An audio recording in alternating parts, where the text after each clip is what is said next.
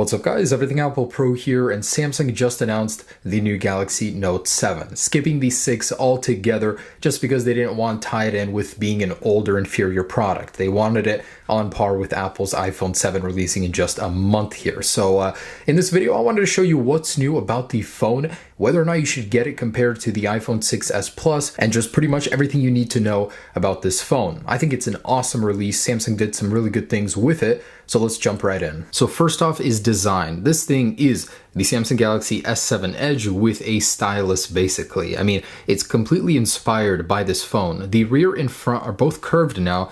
The rear was curved on the Note 5, but the front wasn't. So now you have a curve on both sides of the display. While it does make for a very flush design, whether or not that's something you want, it doesn't matter. Samsung's adding it anyways. Now the curve isn't as severe as the Galaxy S7 Edge, but it certainly is there. And of course it comes with all of the curve features that come on the S7 Edge. And if you guys thought the Galaxy Note 5 was a chunky little monkey, the Galaxy Note 7 is even thicker. So compared to 7.6 millimeters of the Note 5, it comes in at 7.9 now. And that's thanks to a bigger battery and all this new tech, of course, but it is a bigger phone. And the Galaxy Note 7 is now water resistant. So the same resistance as the IP68 on the Galaxy S7 Edge is now on the Galaxy Note 7. You never know when you're on a business trip, you just want to go take a swim. You don't want to take your phone out of your pocket. It's going to be a good thing to have. Also, the S Pen has been upgraded. So now the very tip is, instead of being 1.6 millimeters, just 0.7, I guess to match to the name, allowing for more precise input on the display. It comes with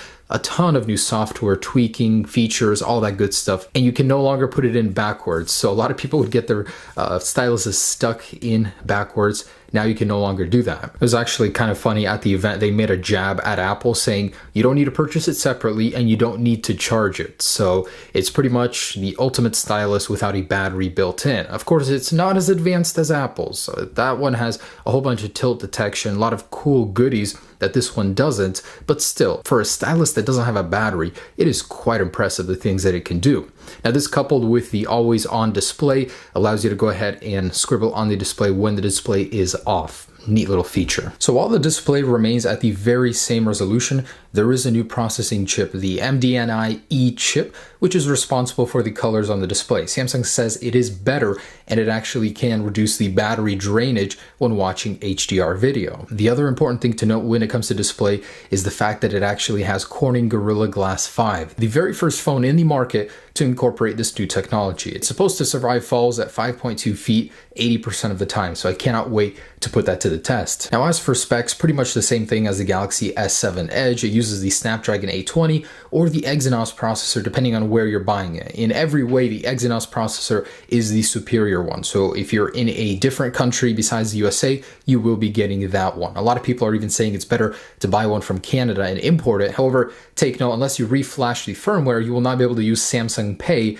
if you're using an Exynos processor in the USA. A lot of people thought the RAM would be upgraded to 6 gigabytes. However, it wasn't. It is remaining at 4 for this year's Galaxy Note 7. So the battery has gotten bigger. That's why the phone is now several millimeters thicker. It's at 3500 milliamps right now versus 3020 of the Galaxy Note 5. Certainly an improvement, but not as big as the S7 Edge, which is the thinner phone. Surprisingly, that one has a 3600 milliamp battery. It now comes with wireless charging thanks to the all glass back design. However, it is not Quick Charge 3.0. Officially, it can support it, but it doesn't. It has Samsung Adaptive Charging, which is about the speed of Quick Charge 2.0. It also does have removable storage, so now you can support up to 256 gigabytes on the micro SD slot, and officially the base storage is 64 gigabytes. So for $850, this competes directly with the 64 gigabyte iPhone 6s Plus. As for the cameras, this is using pretty much the very same sensor as the Samsung Galaxy S7, meaning it won't protrude as much.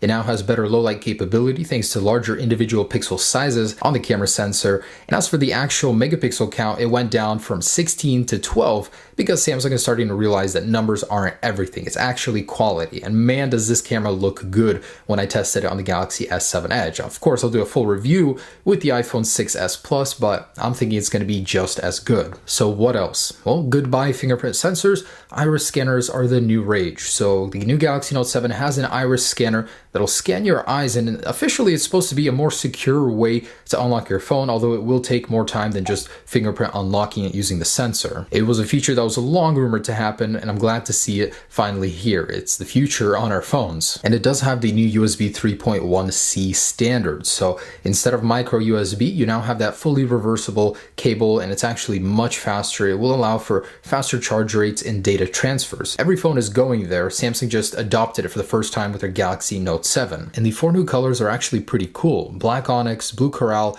gold platinum, and silver titanium, the new color that was introduced with the Galaxy S7 Edge. So yeah, there it is, guys. That is the new Galaxy Note 7. Pre-orders start tonight on August 2nd, and the phone will actually be out on August 19th. And yeah, guys, that is the Galaxy Note 7. Not a very, very exciting update. I think it's what the Note 5 should have been to begin with, but hey, at least it has been updated. It's got a lot of good stuff going for it. Wireless charging, waterproofing, bigger battery, micro SD, like all this good stuff that the S7 Edge first introduced and what made it a hit. So I see this thing being a really popular phone. Now, whether or not you should go for it over the iPhone 6s Plus, personally, I think you guys should wait about a month, just 1 month. The iPhone 7 Plus will be announced, and that will be the fair fight. Right now, the 6s Plus isn't evenly matched. It's using slightly older technology, not on the same release schedule. So really, my advice is just to wait and see what the iPhone 7 has to offer before choosing whether or not you want to buy this or that. But if it comes to